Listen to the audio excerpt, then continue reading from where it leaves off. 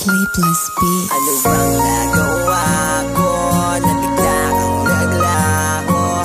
Ito ba'y nakaplano? Ba't bigla kang nagbago? Ginawa ko naman ang lahat-lahat, pero bakit ba hindi naging sapat? O baka naman tadhana talaga to para sa'kin? Kung gayon lahat ng to ay akin na lang kakayanin. Naaalala ko nung una tayong nagtagpo, mga galak sa ating mukha na hindi natin maitago. Araw-araw isabik na makasama ang isa't isa, na para bang walang dinadalang mga problema. Pero bakit ba ganun? Bigla na lamang nag-iba ang pagsasama natin dalawa. Biglang umiiba at nagdama ko, para bang nanlalamig ka na sa atin. Meron ba akong mali? Bakit di mo sinabi sa'kin? Dahil di ko lubos maisip ang nangyaring ganito. Kada gising iniisip pa tayo nagkaganto. Ginawa ko naman ng lahat, pero bakit ganun? Sinakripisyo ang lahat-lahat para sa relasyon. Ultimo pagmamahal sa sarili ay nawala na, kasi sa'yo ko ibinigay lahat, ngunit wala pa rin palang silbi ang aking mga ginawa. Kaya naman pakinggan mo ang susunod na kabanata. Ano bang nagawa ko na bigla kang naglaho? Ito ba'y nakaplano? Ba't bigla kang nagbago? Ginawa ko naman ang lahat-lahat, pero bakit ba hindi naging sapat? O baka naman tadhana talaga to para sa'kin? Kung gayon lahat ng to ay akin na lang kakayanin. Ano bang nagawa ko na bigla kang naglaho? Ito ba'y nakaplano? Ba't bigla kang nagbago?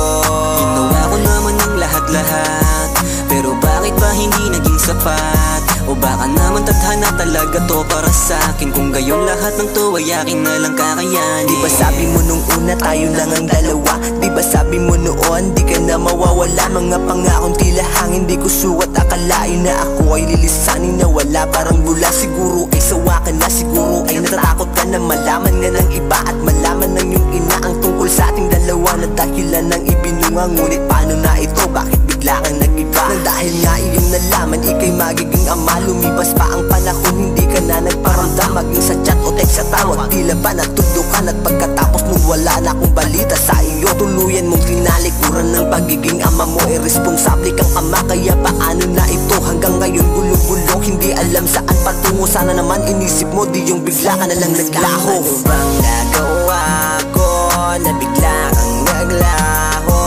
Ito ba'y nakaplano? Ba't bigla kang nagbago? Ginawa ko naman ang lahat-lahat, pero bakit ba hindi naging sapat? O baka naman tadhana talaga to para sa'kin? Kung gayon lahat ng to ay akin na lang kakayanin. Ano bang nagawa ko na bigla kang naglaho? Ito ba'y nakaplano? Ba't bigla kang nagbago?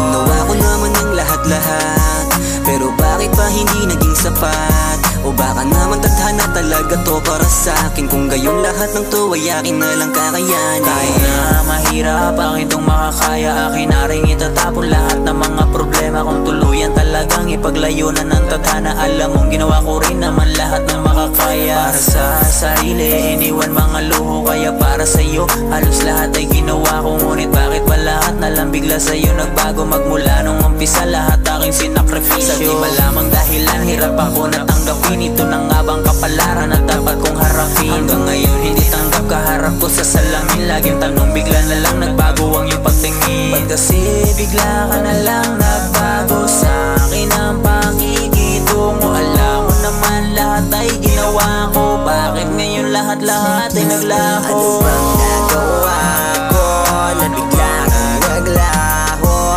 Ito ba'y nakaplano? Ba't bigla kang nagbago?